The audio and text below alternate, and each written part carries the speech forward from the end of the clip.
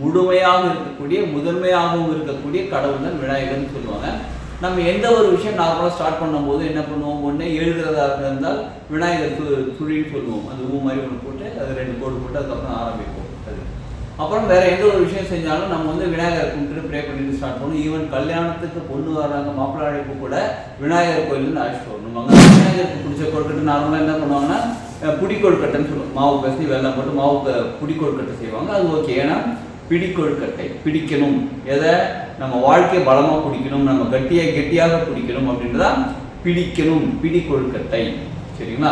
அடுத்தது பூரண கொழுக்கட்டை. விநாயகரை வீட்டுக்கு வாங்கிட்டு வர்றது பெரிய தத்துவம். அது என்ன தத்துவம்னு கேட்குறீங்களா? நிலம், பஞ்சபூதங்கள். நிலம் தான், மண்ணு தான். சரிங்களா? அதில் நீர் சேர்க்குறாங்க. நீர் சேர்த்து சூடு சேர்க்கும் போது அது கரெக்டான ஸ்ட்ரக்சர் கொண்டு வந்து சூடு சேர்க்கும் போது அவங்க காஞ்சி அந்த சிலையாக மாறுகிறார்கள். கும்பிடுங்க.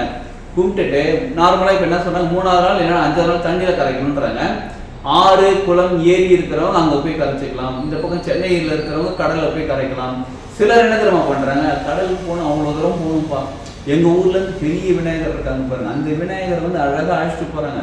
நான் என்ன பண்ணுறேன், சிம்பிளாக அந்த என்னோட வீட்டு விநாயகரை கொண்டு வந்து அங்கே கொண்டு போய் வச்சிடுறேன், அவங்களே கொண்டு போய் கடலில் கரைச்சிப்பாங்கன்னு சொல்கிறாங்க. வாழ்க வளமுடன். Healing hands education healing centre தங்கள் அன்புடன் வரவேற்கிறது. அனைவருக்கும் விநாயகர் சதுர்த்தி வாழ்த்துக்கள். விநாயகர் சதுர்த்தி எதுக்காக நம்ம செலிப்ரேட் பண்ணுறோம்? விநாயகர் யாரு? விநாயகர் தான் முழு முதற் கடவுள்னு சொல்லுவாங்க. நல்லா கவனிச்சுக்கோங்க.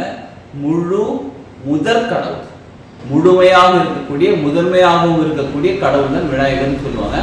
நம்ம எந்த ஒரு விஷயம் நார்மலாக ஸ்டார்ட் பண்ணும்போது என்ன பண்ணுவோம், ஒன்று எழுதுறதா இருந்தால் விநாயகர் துழின்னு சொல்லுவோம். அது ஊ மாதிரி ஒன்று போட்டு அது 2 கோடு போட்டு அதுக்கப்புறம் ஆரம்பிப்போம். அது அப்புறம் வேற எந்த ஒரு விஷயம் செஞ்சாலும் நம்ம விநாயகரை கும்பிட்டு ப்ரே பண்ணிட்டு ஸ்டார்ட் பண்ணுவோம். ஈவன் கல்யாணத்துக்கு பொண்ணு வராங்க மாப்பிள்ளை அழைப்பு கூட விநாயகர் கோயில்னு அழைச்சிட்டு வரணும், அங்கே தான் ஆரம்பம் அப்படின்ற மாதிரிலாம் நிறைய சாங்கியங்கள் வச்சிருக்காங்க.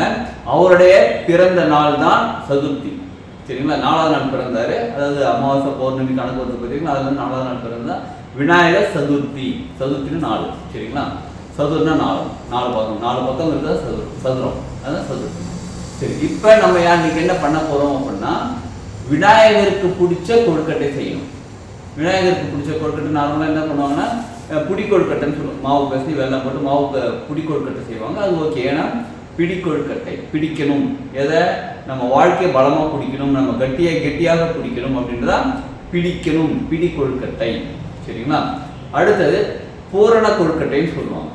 அந்த மாவு அரிசி மாவு செஞ்சுட்டு அதுக்குள்ள பூரணம் வச்சு, பூரணம்னு என்ன தெரியுங்களா? பூரணம் அப்படின்னா முழுமை அடைவதுன்ற அர்த்தம். நல்லா கவனிச்சுக்கோங்க. வாழ்க்கையை கெட்டியா பிடிச்சோம்னா வாழ்க்கை முழுமை அடையும். யார? இறைவனை கெட்டியா பிடிச்சோம்னா. சரிங்களா? வாழ்க்கை முழுமை அடையும், பூரணம் அடையும். இந்த தத்துவம் தான் கொழுக்கட்டைக்கான தத்துவம். கொழுக்கட்டை செஞ்சிருவோமா? யார் சாப்பிட்றோம்? நம்ம தான் சாப்பிட்றோம். சரிங்களா? அப்புறம் சுண்டல் செய்யறது, இதெல்லாமே நார்மலாக எல்லாமே செய்யறது தாங்க. இதில் ரொம்ப முக்கியமான விஷயம், ஒரு சிலர் என்ன பண்ணுவாங்க, விநாயகர் கடையில் போய் வாங்கிட்டு வீட்டுக்கு அழைச்சிட்டு வந்து அதுக்கப்புறம் அவங்களுக்கு 3 நாள் 4 நாள் பூஜை பண்ணி அதுக்கப்புறம் கடலில் கரைக்கிறது பண்ணுவாங்க. ஒரு சிலர் எங்களுக்கு அந்த பழக்கம் இல்லை அப்படின்னு தான் சொல்லுவாங்க. இது ஆக்சுவலாக பழக்கம் இருக்கு, பழக்கம் இல்லைன்றது கணக்கு கிடையாதுங்க. எல்லாருமே இதை செய்யணும். ஏன்னு கேட்குறீங்களா? இது ஒரு பெரிய தத்துவம் நிறைந்தது. விநாயகரை வீட்டுக்கு வாங்கிட்டு வர்றது பெரிய தத்துவம். அது என்ன தத்துவம்னு கேட்குறீங்களா? நிலம், பஞ்சபூதங்கள். நிலம் தான், மண்ணு தான். சரிங்களா? அதில் நீர் சேர்க்குறாங்க. நீர் சேர்த்து சூடு சேர்க்கும் போது அது கரெக்டான ஸ்ட்ரக்சர் கொண்டு வந்து சூடு சேர்க்கும் போது அவங்க காஞ்சி அந்த சிலையாக மாறுகிறார்கள். எங்க? நிலம், நீர், காற்று. நெருப்பு வந்துட்டாங்களா? அடுத்தது காற்று. காற்று இருந்தால்தான் நெருப்பே இருக்கும். இதெல்லாம் எங்க நடக்குதுன்னு கேட்டால் இந்த ஆகாயத்துக்குள்ள தான் நடக்குது. மனிதனும் இப்படிதான் உருவாகுகிறார். ஒவ்வொரு மனிதன் மட்டும் இல்லைங்க, எல்லா பிரபஞ்சத்தில் பஞ்சபூதங்களும் இப்படிதான் வந்துட்டு ஒரு நாள் அழியதான் போறாங்க. ஒரு நாள் நீரில் போய் சேர போறாங்க. அதாவது நீர்னா நம்ம நார்மலாக என்ன பண்ணுவாங்க, ஒரு மதம் சார்ந்தவங்க என்ன பண்ணுவாங்க, இந்த எல்லாம் முடிச்ச பிறகு காரணம் வந்து சாம்பார்லாம் எடுத்துக்கொண்டு போய் நீரில் கடலில் கரைக்கிற மாதிரி பண்ணுவாங்க. அப்போ மொத்தம் நீரில் தான் இருப்பாங்க, நீரில் கரைகிறாங்க. அப்போ அதே மாதிரி தான் விநாயகரையும் நம்ம கரைக்கிறோம். விநாயகரை கரைக்கலங்க, அந்த மண் இந்த தத்துவம் வாங்கிட்டு வந்து இதுதான்ப்பா வாழ்க்கை, இதுதான்ப்பா உலகம், இப்படிதான் வாழணும்னு சொல்லி செலிப்ரேஷனா இருக்காங்க. எத்தனை நாளைக்கு? அந்த 5 நாள் இருந்தாலும் சரி, 3 நாள் இருந்து ஒரே செலிப்ரேஷனா இருக்காங்க. விநாயகர் இருக்கிறவரும் ஒரே செலிப்ரேஷன், ஒரே கொண்டாட்டம், ஒரே பாட்டு போட்டு ஆட்டம் போட்டு ஜாலியா இருக்கிறது, நம்ம சொந்தக்காரங்களாம் போய் மீட் பண்றது, ஒரே ஜாலியா இருக்குங்களா? அந்த செலிப்ரேஷன் பண்ணிட்டு கிளம்பும் போதும் செலிப்ரேஷன். இதுல ஒரு அருமையான ஒரு வார்த்தை சொல்றேங்க. ஒரே கவிஞர் எழுதின கவிஞர், ஒரு கவிஞர் இருங்க, ஒரு கவிஞர் எழுதின ஒரு கவிதை வரிகள். ஏன் அழ வேண்டும், துள்ளி எழ வேண்டும், பூமிக்கு நன்றி சொல்லி புறப்பட வேண்டும் சொல்லியிருக்காரு.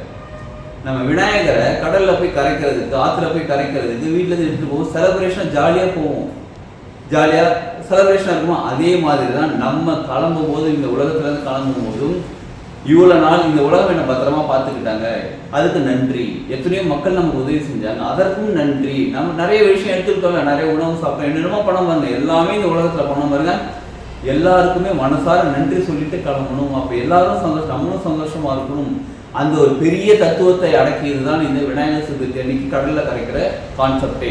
அதனால எல்லாருமே செய்யணும், சரிங்களா? இப்ப நம்ம சந்தோஷமா செலிப்ரேட் பண்றோம், வாழ்க்கையை சந்தோஷமா எப்பயுமே செலிப்ரேட் பண்ணணும்ன்றதான் அந்த விநாயகர் வீட்டுக்கு அழைச்சிட்டு வர்றது. முக்கியமா கவனிக்க வேண்டிய விஷயம் என்னன்னா, விநாயகரை வாங்கிட்டு வரோம் பாருங்க, நம்ம கடைக்கு போறோம், முக்கியமா விலை பேசாதீங்க, சரிங்களா? எல்லாருக்கும் தெரியும் அன்னைக்கு விநாயகர் சதுர்த்தி அன்னைக்கு ஒரு 100 ரூபாய் பூவில் 250 ரூபா 300 ரூபான்னு கொடுப்பாங்கன்னு தெரியும்.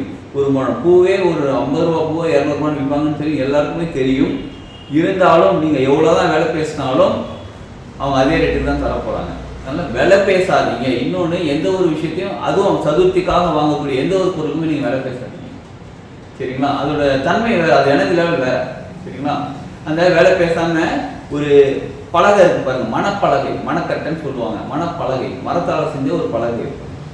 அதுல நல்லா கிளீனா தொடச்சிட்டு மாவு கோலம் போடணும். அரிசி மாவு இருக்குங்க, அரிசி மாவு தண்ணியில கொஞ்சம் லைட்டா கரைச்சிக்கிட்டு அதில் கோலம் போடணும். அருங்கோணம் போட்டாலும் ஓகே, ஐங்கோணம் போட்டாலும் ஓகே, உங்களுக்கு தெரிஞ்ச கோலம், ஆனால் கோலம் போடணும். கோலம் போட்டு அந்த மனையை எடுத்துக்கிட்டு போகணும். எடுத்துக்கிட்டு போய் கடையில அந்த விநாயகர் வாங்கி அந்த மனையில உட்கார வச்சு தான் அழைச்சிட்டு வரணும், சரிங்களா? அந்த விநாயகர் அவரோட வாகனம், மூஷிஷா வாகனம் சொல்லுவாங்க பார்த்தீங்களா, அந்த வாகனம். அப்புறம் சில கொடைலாம் வாங்குறாங்க, அதெல்லாம் அவங்க தகுந்த மாதிரி, உங்களுக்கு பிடிச்ச மாதிரி. அப்புறம் அருகம்புல், எருக்க மாலை இதெல்லாம் வாங்கி எடுத்து போட்டு ஒரு செலிப்ரேஷனாக அழைச்சிட்டு வரணும் நம்ம வீட்டுக்கு. ஜாலியாக அந்த காலத்தில் கிராமத்தில் என்ன பண்ணால் நடந்து வருவாங்க, அப்படியே ஜாலியாக தூயே நான் விநாயகர் வாங்கிட்டேன் அப்படின்னு சொல்லி கலர் கலர் அடிச்சு அப்படி ஜாலியாக நடந்து வருவாங்க. இப்போ நம்ம என்ன பண்ணுறோம், காரில் போய் வேண்டிட்டு வரோம், பைக்கில் போய் வேண்டிட்டு வரோம். சரி, எப்படியோ வீட்டுக்கு வராரு அவள் தாங்க. வீட்டுக்கு அவர் கிழக்கு முகமாக பார்த்து வைக்கணும். கிழக்கு முகமாக பார்த்து வச்சுட்டு அவரை வச்சுட்டு அப்புறம் நம்ம செலிப்ரேட் பண்ணணும். அதுக்கப்புறம் அன்னைக்கு மட்டும் கொழுக்கட்டை செஞ்சு வச்சு முடிச்சா பார்த்தாதுங்க, அடுத்த நாள் இன்னைக்கு நம்ம கடலில் கொண்டு போய் கரைக்கிறோமோ அது வரையிலும் டெய்லியுமே நமக்கு ஏதாவது பழங்கள் வைக்கணும், அவருக்கு தேவையான உணவுகள் ஏதாவது வைக்கிறது, நம்ம வீட்டில் சமைச்சு செய்கிறது, இந்த மாதிரி ஏதாவது நல்ல விஷயங்கள் செஞ்சு அவருக்கு வைங்க. வச்சு தினமும் செலிப்ரேட் பண்ணுங்க, கும்பிடுங்க. ஏன்னா முழு முதல் கடவுள், கும்பிடுங்க. கும்பிட்டுட்டு நார்மலாக இப்போ என்ன சொன்னாங்க, 3ஆவது நாள் இல்லைன்னா 5ஆவது நாள் தண்ணியில் கரைக்கணுன்றாங்க. ஆறு குளம் ஏரி இருக்கிறவங்க அங்கே போய் கரைச்சிக்கலாம். இந்த பக்கம் சென்னையில் இருக்கிறவங்க கடலில் போய் கரைக்கலாம். சிலர் என்ன தெரியுமா பண்ணுறாங்க, கடலுக்கு போகணும், அவ்வளோ தூரம் போகணும்ப்பா, எங்கள் ஊர்லேருந்து பெரிய விநாயகர் இருக்காங்க பாருங்க, அந்த விநாயகர் அழகாக அழைச்சிட்டு போகிறாங்க. நான் என்ன பண்ணுறேன், சிம்பிளாக அந்த என்னோட வீட்டு விநாயகரை கொண்டு வந்து அங்கே கொண்டு போய் வச்சிடுறேன், அவங்களே கொண்டு போய் கடலில் கரைச்சிப்பாங்கன்னு சொல்கிறாங்க. இது நியாயமா? நீங்களே சொல்லுங்க பார்ப்போம்.